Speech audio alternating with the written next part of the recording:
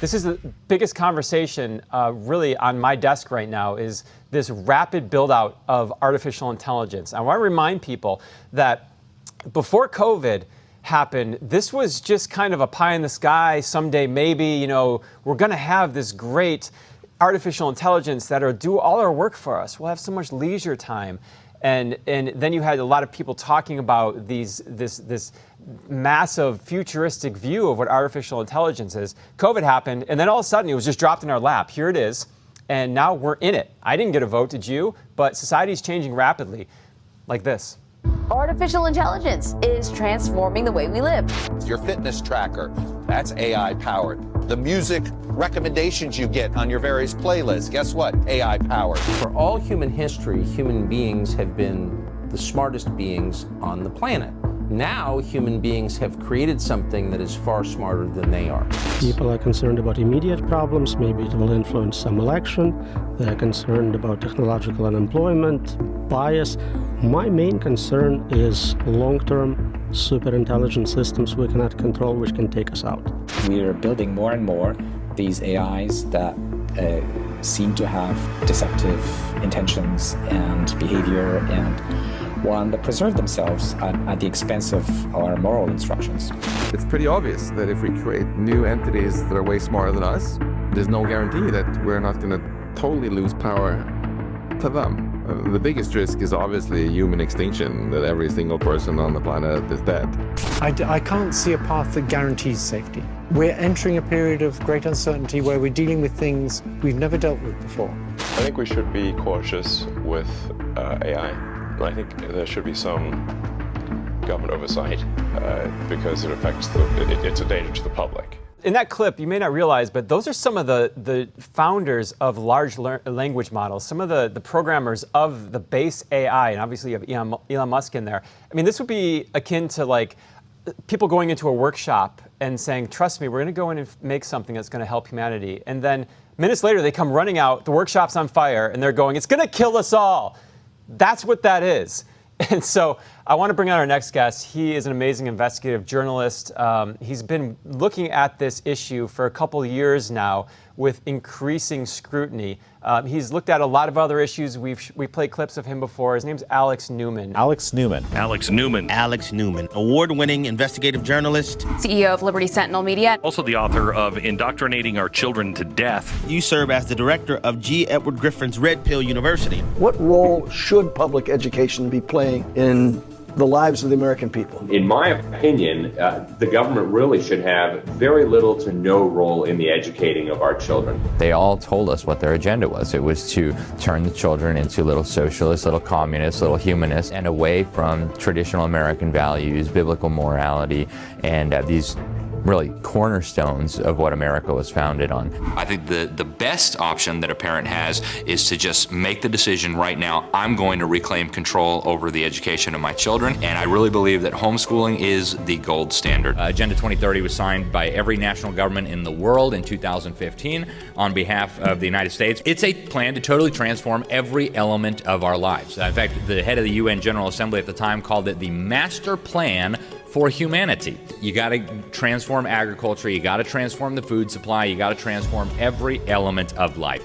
You're trying to subtly, through deception, through fraud, overthrow our political institutions, overthrow our freedom. Not openly, not by saying, hey guys, my idea is we should all give up our freedom and live in a collectivist society, but surreptitiously by indoctrinating young people. They are building what I call a digital global gulag, a digital panopticon where everything you do will not just be surveilled, that's a big part of it, but also manipulated. We're talking about a control grid here that is beyond, I think, anything that a normal person could even begin to imagine. All right, I am joined now by Alex Newman. Alex, thank you for joining me. It's a pleasure to be here. Thank you very much, Jeffrey.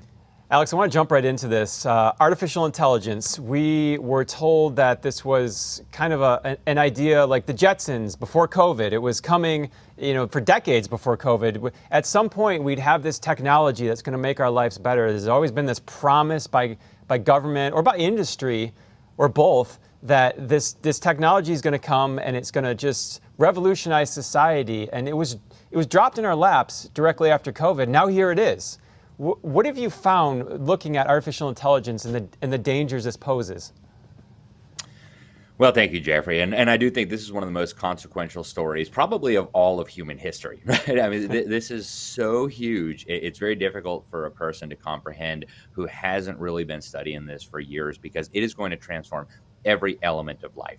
Now, looking at it from a most basic and fundamental level, it is a tool. And it can be used for good purposes, and it can be used for evil purposes. And that's true of any tool. A hammer could be used to build a house, or a hammer could be used to murder somebody. A firearm could be used to defend innocent people. It could be used to murder innocent people. And I think the same is true for artificial intelligence. When used properly as a tool, it can help mankind ease the burden of labor, produce more material prosperity, solve some of the big problems that humanity has been facing for basically all of its existence. But and there's a big but here, right? It's kind of like nuclear weapons. It also has more destructive potential than probably anything else in the entire history of mankind. You know, a nuclear bomb could take out a city. Here we're talking about a tool, a technology that could take out the world, that could take out humanity. And when you look at the people who are creating this, when you look at the people who are designing this, when you look at a most basic level, we're talking about computer code here. When you look at the people who are coding this, many of them have documented incredibly nefarious intentions. They believe there's too many of us on the planet. They believe that we're better off without individual rights, that we're better off being ruled by them. And so when you take a tool that powerful and you put it in the hands of people that evil, you're asking for trouble, Jeffrey. And this, what you just described there at the end, that impulse, that human impulse for control, has always been with us. You know, in modern humanity, there's always been groups of people that have that thought, but they've never had a tool this powerful to achieve that thought. And so I want to drill that point home. This is a supercharged tool to do this, and that's what you're pointing at. It absolutely is. And this is true in so many different respects. We wouldn't even have time if we had a week to talk about this. It can surveil you and monitor everything you do. Every click you make on the internet, every text message you send, all of it gathered up into supercomputers, processed through algorithms, run through artificial intelligence to determine the significance of it. Not only can it monitor and surveil all of that, it can then start manipulating the physical environment. When you start combining it with robotics, when you start combining it with weapons systems, when you start combining it with the education of our children, which is one of the big areas that I have looked at, people don't realize that AI has already invaded the classroom. Right? In 2019, the UN brought together governments in Beijing. They came out with the Beijing Consensus Agreement on Artificial Intelligence in Education. And they're openly calling for, governments are openly calling for here, with the help of the UN, using AI, not just to gather all this data on what your children believe, what they think, how they think, but also using these tools to manipulate and change their attitudes, their beliefs, their fundamental worldview. So we're talking about something here that can not just watch and surveil everything you do, but that it also can start manipulating the things that you do. And so a lot of the central planners of previous decades, previous generations who thought, hey, we'll control everything, they said, well, we don't have enough data, we don't have enough computing power. We're now crossing that Rubicon. And for humanity, this is an incredible time, and a time filled with incredible danger.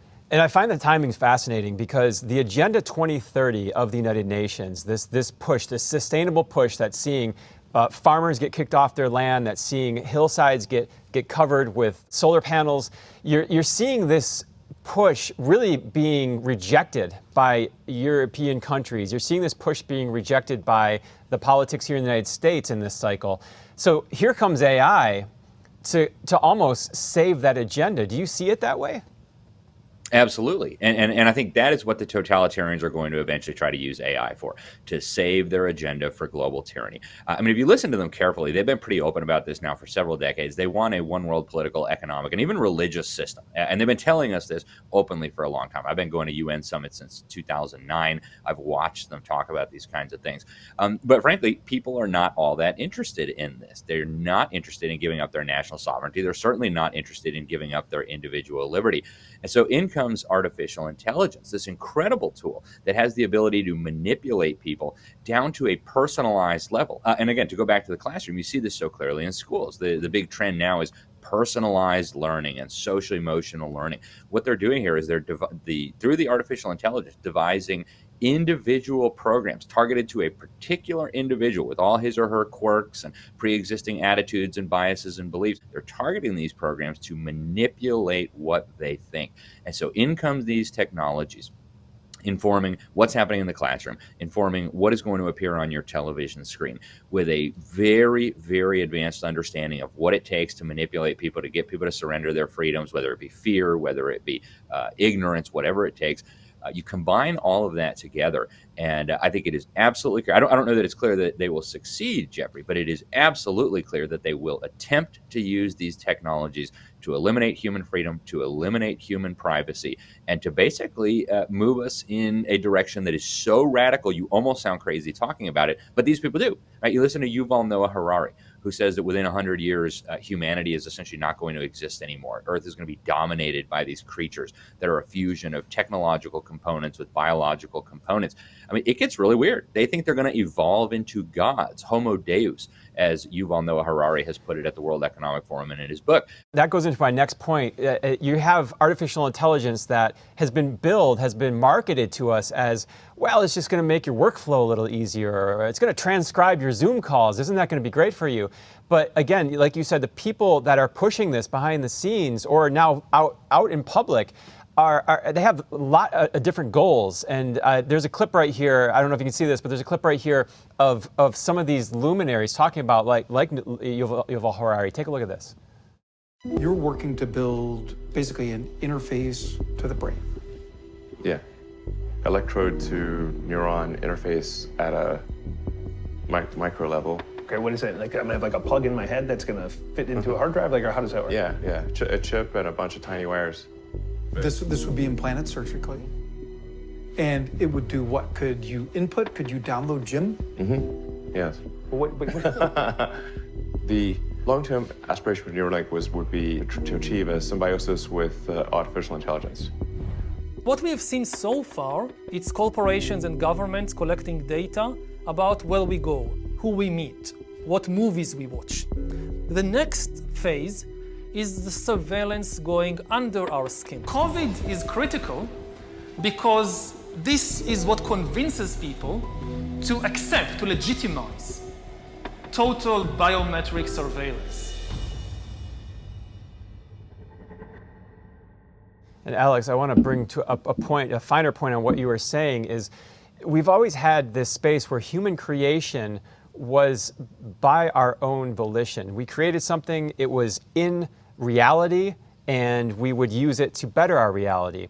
Computing came along, we created computing, and it was always kind of relegated to the computer sector. But now we have this switch. We have the computer sector in the form of artificial intelligence reaching out, almost like this hand coming out of the TV or the computer, to influence our environment. And as you're seeing with those people that just played on that montage, they're saying not only is it going to influence your environment and control your environment, it's going into your body and reaching into your body. And the human now is getting absorbed, almost like the Matrix, into this cyberspace.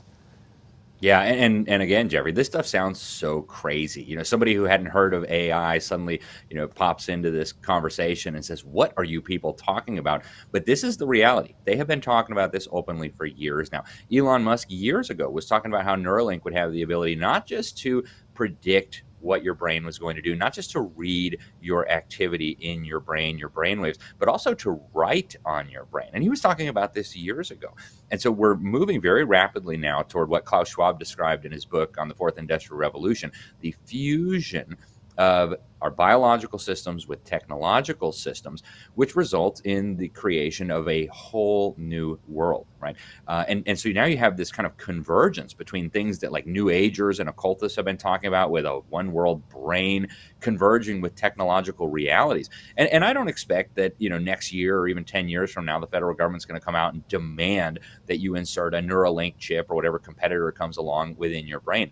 But the pressure we're going to see over the next 10, 20, 30 years to upgrade ourselves, to improve ourselves, to avoid becoming obsolete, is going to grow progressively stronger and stronger, to the point where it's going to take a rock hard will a incredibly solid spine to say, no, I'm not going to participate in that. Thank you. I'm going to retain my humanity, even understanding fully that that may cause you to have a serious handicap as far as the rest of the world is concerned. So this is very dangerous stuff. And I would recommend, Jeffrey, that people not be scared of these things, but that they start thinking about them now, start talking about them now, because we need to have not just a national discussion anymore, but a global discussion about what this means and the future of humanity. Yeah, and I would add to that a discussion within your own families, with your children. We covered a study, there was an MIT study that showed the large language learning models, basically artificial intelligence. They took college students and they were writing essays, and they had a group write it with AI or a group write it basically with their own brain. They found, not spectacularly, that the AI people, it just basically shut down their brain. It downregulated their brain. Where people that use their brain, actually it created all this new creativity and these new linkages in their brain, and they learned and they could remember what they learned and restate it. So do you think children, as they're interacting with this, obviously you're stating the risks and how they're being targeted specifically.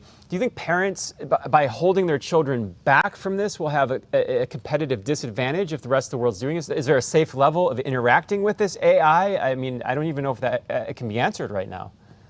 Yeah, I think you're right, Jeffrey. That's a very difficult question to answer. And I think you're right also about families need to start discussing this right now.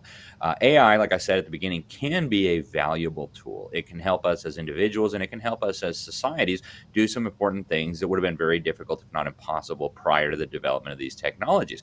But at the same time, I mean, that MIT study showed us what should have already been intuitive, right? If you allow an artificial system to do your thinking for you, just like what happens if you lay in a hospital bed for a month, your muscles atrophy. Well, your brain is going to start atrophying if you don't use it for thinking. And so as far as I'm concerned, I've got 6 children. We are not going to incorporate AI in a major way into their education. They know what it is. They know how to interact with it. They know some of the risks. And it's something that, of course, we talk about at the dinner table. But we're not going to allow AI to become a substitute for research, for thinking, for analysis, for logic, or for reason. And I think way down the line, once you have a good education, once you know how to think, once you know how to use your brain, AI can then come in and supplement that in a way that is beneficial. But if you start substituting your thinking for AI, it's going to lead to disaster. And this is a question that school boards and school districts all across the country are wrestling with right now. We've got, of course, the executive order from Donald Trump to inject AI into all public education across the country. We've got the UN calling for all education systems around the world to integrate AI. In Communist China, they have now mandated it as of this year. So that is now already in the classrooms. And frankly, I don't think people are talking enough about the risks here, the risks of losing our personalities, losing our own cultures, losing our families, and even losing our humanity. And so I hope that people will seriously think about these things, maybe tap the brakes a little bit. I don't know that this can be stopped anymore at this point, but I know that we really need to be having these discussions now rather than once it's too late to do anything. What do you say to the people that can say, like you just said, there may be no way stopping it, so let's try. We can train it. We can train it to be empathetic. We can train it to be creative like humans. We can train it to love humans. What do you say to that kind of mindset, knowing about how you mentioned the control grid that is bringing some of this in and the people behind it? Well, and I think it's important that we do have efforts to kind of put guardrails on AI that would keep it within ethical boundaries. But one of the big problems that we have is that the main companies that are at the forefront of this are run by people who we know come from a very different perspective. I mean, even if you go back and look at that early press conference that Donald Trump called, where they were talking about using AI to kind of map you as an individual, determine what kind of mRNA concoction you ought to be injected with. I mean, this stuff is, in my opinion, absolutely ridiculous. And one of the pretexts that they've used, Jeffrey, to kind of argue against any kind of regulation, any kind of controls, is the idea that, well, if we don't allow these people to do whatever they want with this technology, then communist China is going to use it for evil purposes. And this argument, I think, falls short on several levels. First of all, communist China is mostly copying our technology. They're really not doing a lot of innovation. They're really just ripping off what American taxpayers and American institutions and research and development departments are producing. So that's not a good argument. And even if it were true that communist China might use these technologies for nefarious purposes, that is certainly not an argument for not allowing these people to use these technologies against us in the United States for nefarious purposes. So I think we really need to look very carefully at these arguments that are being made. We do need, I think, different kinds of controls, and especially when we're talking about military applications here. I mean, the AIs that we have available to us, autonomous drones, basically. Yeah. Absolutely. And now with drones becoming, the size of mosquitoes, they've got technologies people can't even dream about. We've got to have some public oversight of this. And I think Congress and state legislatures are appropriate places for these discussions. And I guess one last question. Do you think is there any truth to the idea that, AI was dropped upon us right when we exited COVID? So you had a population, we had Dr. Michael Nils on, and he said that the COVID changed the brain of a lot of people it was traumatic. And do you think this idea AI was rolled out and kind of thrown in our face after COVID as a plan? Or do you think this was just, we've been working on this for decades and it just happened to come out in 20 whatever? Yeah, very, very good question, Jeffrey. And I'm not a coincidence theorist. I don't like to try to use coincidence to explain things. The reality is, if you look at, for example, what the head of the IMF was saying, Kristalina Georgieva, if you look at what Klaus Schwab was saying, if you look at what these people were arguing, even early on during COVID and even before, they knew these things were coming. Ray Kurzweil, chief of engineering at Google, they knew these technologies were coming. And they were actually very pleased that COVID forced everything into the digital world, from the classroom to the work environment. These things were manipulated behind the scenes. Your average person has no clue, but behind the scenes, there are powerful people working together to take your freedom and to run your life for you. And the sooner we all realize that, the better off we will all be.